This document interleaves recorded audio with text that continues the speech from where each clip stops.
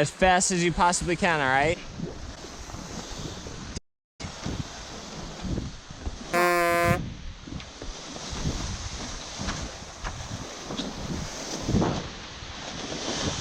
No.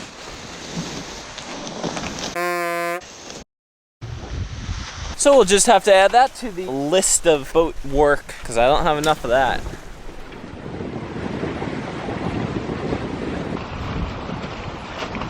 It's just been so beautiful here. I could spend the whole year here. There's like nothing, we haven't even been to town. There's nothing to do except get in the water and dive and kite surf and maybe surf at some of these spots. This is actually supposed to be a really good break right where we're passing by right now. It's not working right now. It needs a really big north swell. These are the places that we love. Just desolate, like nothing around but clear water and white sand, and it's awesome. It's been amazing. We're just going around to the west side of the island. We're getting a little bit closer to stage up for St. Martin, and then we're gonna just kind of explore this area this evening. Probably just walk on the beach and check it out, see what it's all about. A few years ago, 2 or 3 years ago, Barbuda got destroyed because it's so low-lying. There's no high land, so like everything just got flooded and destroyed.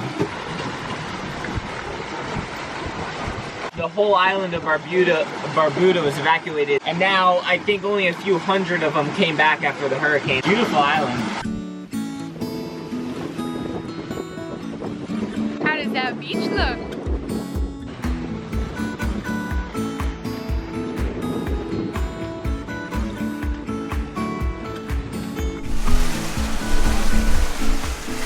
We are just sailing around the whole side of Barbuda. We were on like the southeast corner. Now we're sailing all the way onto the west side. Getting ready to leave. We're leaving tomorrow. We're going to St. Martin. The main reason we're going there is to take delivery of all our packages we got and all our engine parts. And there's a bunch of resources there to rebuild our engine. So that's what we're gonna do.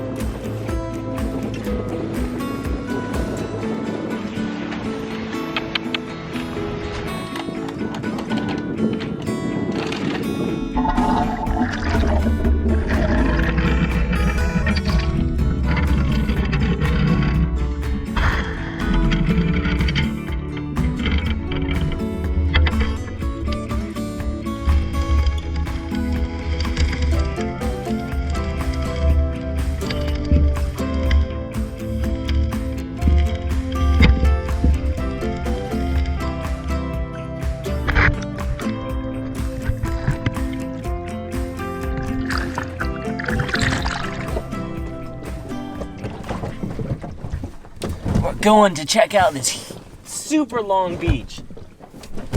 It's literally as far as I can see from that end all the way over to that point over there. Look, it starts way, I don't know if you guys can see it, way down there, and it's white sand all the way to right there. That's Palmetto Point right there. 1, 2, 3. Hurry. Oh no. Ready? 1, 2, 3.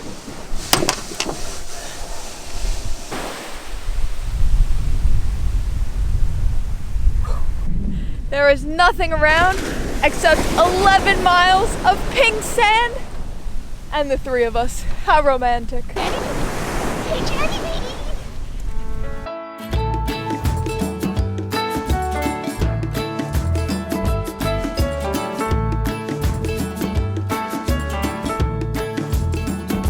So you're in a hurry? Well, you better calm down. We're all friends around you, just join the fun. 'Cause if you're in a hurry, you're missing the point.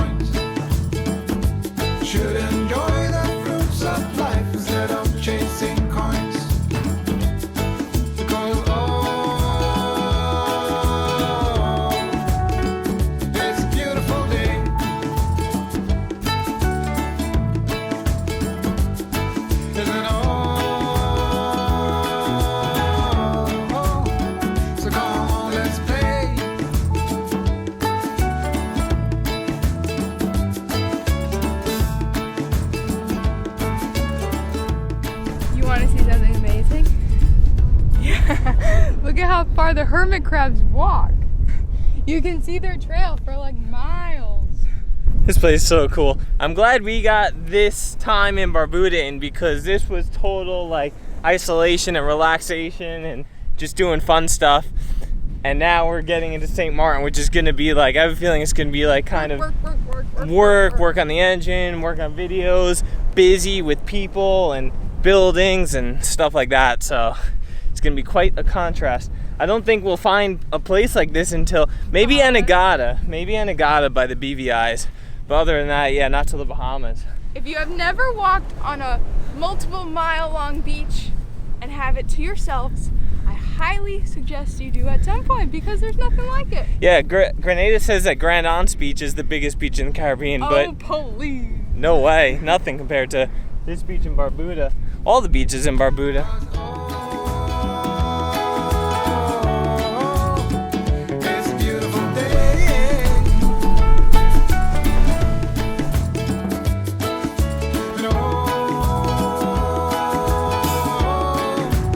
And come on, let's play. How about you, Jess? You like the beach? Do you like the beach? Go get her! So you can definitely see evidence of that hurricane destruction all through here.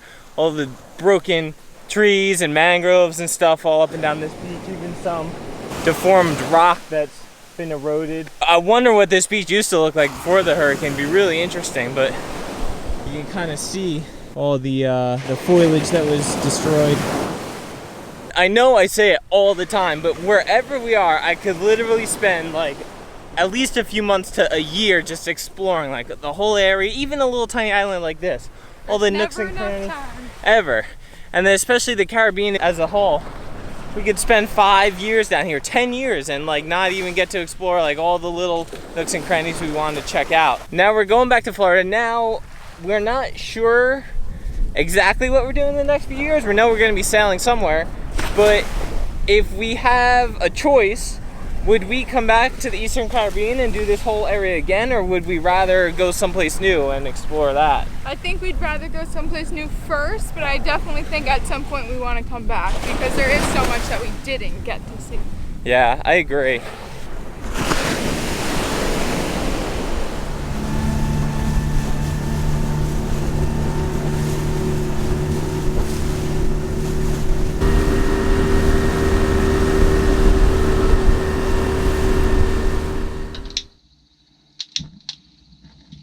Good morning.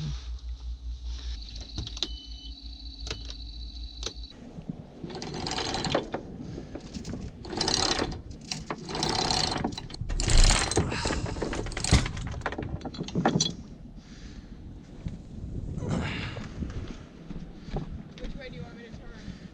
To port.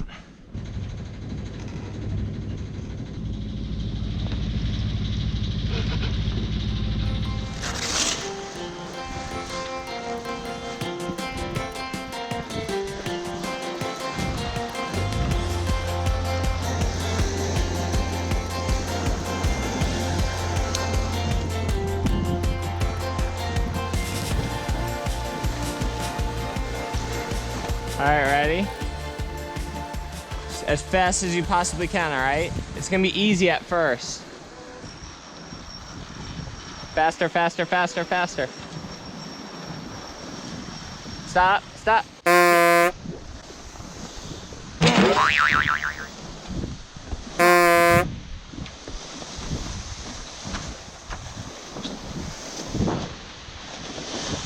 No.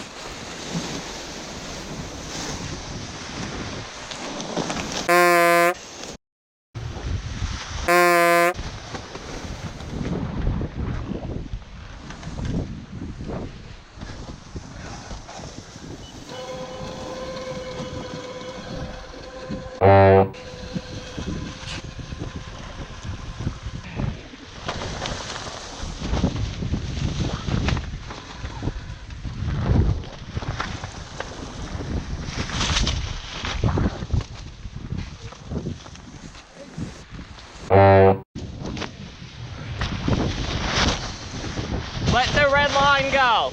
Help me get this in. pull that over there. Just keep it down.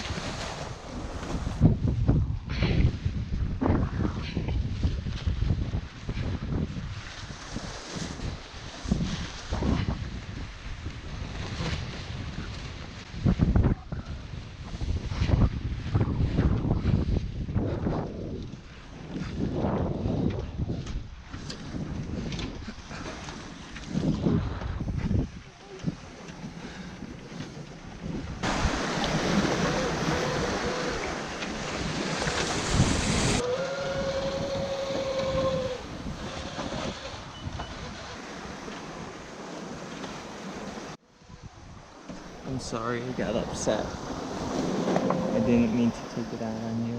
So we may be a little out of practice with our spinnaker sailing, and all I have to say is that when spinnaker sailing goes wrong, things break. Important things. We are just lucky that the spinnaker did not get wrapped around the prop, and Billy would have had to jump in and go get it off. Hopefully you enjoyed that view from Billy's head while everything was going down. What do you have to say for yourself? Well, it's flying now, and it's awesome when it's flying and staying stable and stuff, which I'm a little on edge about it staying stable right this second. That was one of the worst, if not the worst, spinnaker launches. That was 100% the worst. Yeah. Not just one the worst, two the worst. We had two. We've had it where the line went under the boat and around the prop and stuff, so at least we didn't do that. Anyway, it's fine now. Really ripping us along downwind, which is amazing. And when it works awesome. What broke? One of our stanchion bases broke. So the reason it broke is because the stanchions and lifelines in conjunction with the stanchions they're meant to resist forces going outwards. As any pressure goes against the stanchions or lifelines, the lifelines tension up and hold it like kind of like a net almost. So like a falling body. Yeah, so it's meant to resist that outward motion really, really well. Just the way everything is orientated. What happened here is the line or the spinnaker or something got caught on the stanchion and forced it inward. There's no force to counter that inwards pull. But on the plus side of it all, before all this crap went down, we caught some dinner.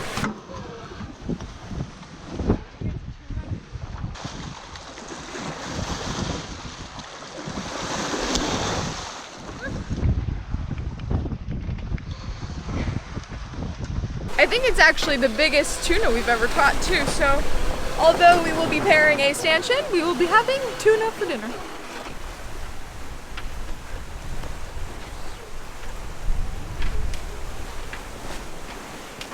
If you guys are wondering what we do for communication when we were out of cell phone service, we have a DeLorme InReach. One of our very, very kind patrons actually gave it to us, but it has been great. We can text our families or SOS services if we need to get in touch with them, and it is awesome. We can also send tracking points to our family so they know if we're on the right course or if they should be concerned. If you guys are planning on sailing offshore and you don't want to pay for the super, super expensive satellite phone, a satellite tracker is the next best option.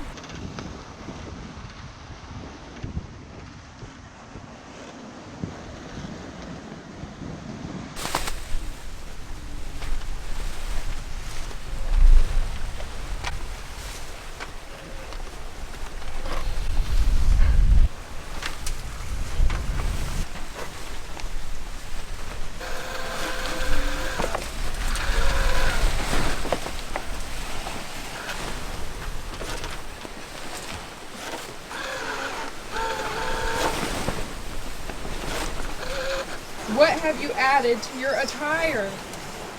BFD, because we really shouldn't be on deck messing with the spinnaker without BFD. Really shouldn't be on deck without one. It's been kind of a frustrating sail with this stupid spinnaker. Symmetric spinnakers are known to be kind of unstable relative to asymmetric spinnakers or like parasailers and stuff like that.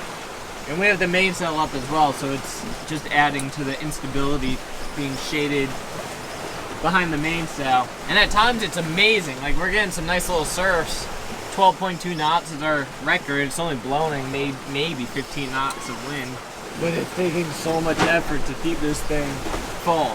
Why don't you take the main down? We could take the main down. It'd slow us down a little bit. We might do that in a little bit. and the autopilot can't keep up with how fast you need to steer to keep this thing full. Our next boat is not having a symmetric spinnaker. No way. I mean, if we could afford it on this boat, we'd ditch the symmetric and just get an asim setup. Symmetrical spinnakers are good for spinnaker flying, though. Yeah, that's about the only thing that's good for. And just when you think our spinnaker sailing luck couldn't get any worse, we now have another rip.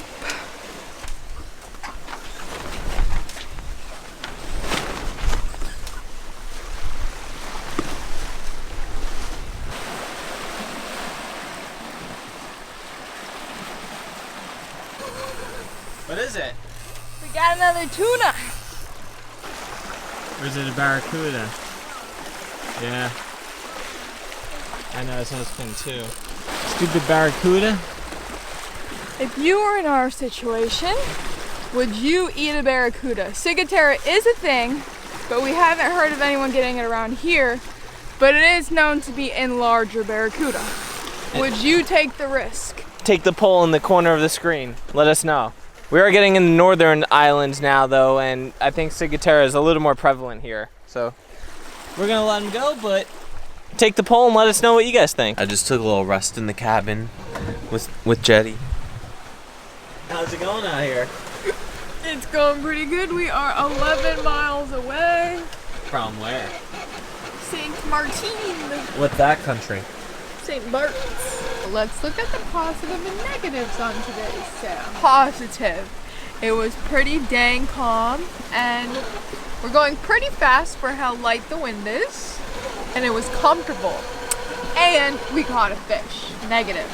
We ripped our spinnaker after having a heck of a time getting it up and down and up and down and up and down, and during one of those times it broke one of our stanchions. But I think the positives outweigh the negatives, don't you? Yeah, I do. The spinnaker was amazing when we had it flying nice and smooth, and it was really pulling us downwind nicely. We were averaging like 7-8 knots with the spinnaker in just 12 to 15 knots of wind, something like that, and straight dead downwind, which can be a pretty slow angle to sail. So yeah, we were flying along, and it is so much more comfortable sailing downwind. I feel like St. Martin has been our goal destination for like 3 months now. And Yeah. we're finally here. We're in St. Martin. What were you eating? It smells like ketchup. Pickles and that meat stuff from Guadalupe. So one of the main things about coming into St. Martin here is that we're getting our mail shipped here, and it's gonna be like Christmas, because it literally is everything we got each other for Christmas that we just haven't been able to get shipped affordably somewhere. So it's all coming here. We'll do a whole video on how we got stuff shipped here. It's through tropical shipping, and we'll show you all that. And then, as you guys know, the main reason we're making a long stop here is so I can rebuild the starboard engine that still is not working really. It still runs, but with like absolutely no power. With that shipment of all our mail and all the stuff we're getting, we have all my engine rebuild parts and some tools and stuff that I'm gonna need. And yeah, that's gonna be the main project while we're here. Hopefully it goes smooth. I think it could take, once I start taking apart the engine, as little as like 3 days, but it also could take as much as like a month. I'll be really unhappy if it takes longer than 2 weeks. Place your bets now. How many days you think it's gonna take? Comment below. Let us know. Oh. Hey, we took the spinnaker down before, and now we're just flying wing on wing, and it's been alright. It's been about 70 miles to get here. No, 75 miles from Barbuda. We averaged probably around 6.5, 7 knots total the whole way, like between taking the head sail in to catch the fish and messing with the spinnaker for like an hour total and a bunch of stuff like that. So really not too bad at all, especially going dead downwind. Feels so good just to be sailing downwind instead of beating into the wind like we did our whole way here up into the thorny path.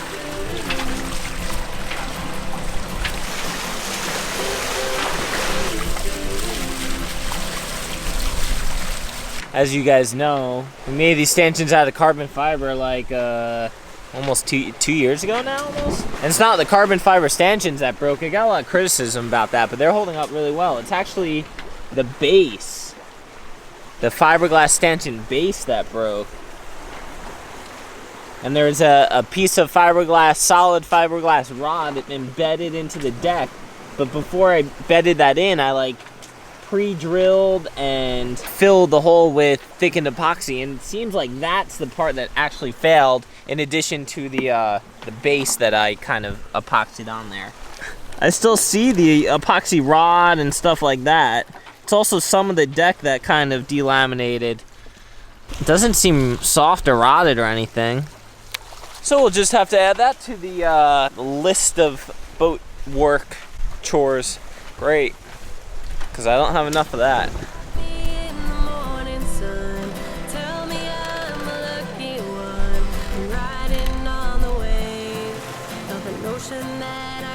Be brave. Is there anything good on the radio?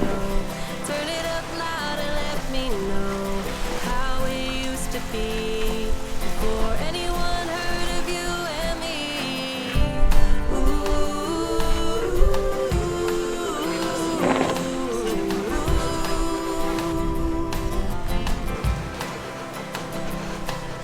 I'm feeling good, I'm feeling great. Running out of town just to celebrate. First impressions? Kind of reminds me what I would think Greece would look like. Why is that? White buildings overlooking the water.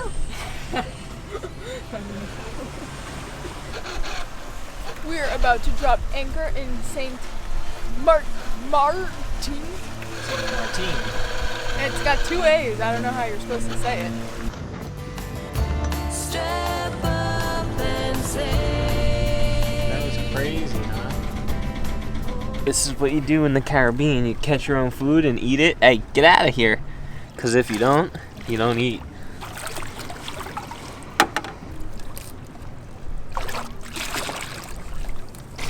Bye. Oh, she knows it's sushi time. That was a nice chunk of meat. Jeez. That's a big chunk of blackfin tuna meat. Okay, don't tease her. She'll just gonna take a chunk out of it. Jetty loves sushi. Oh yeah, good girl. How's that? Oh.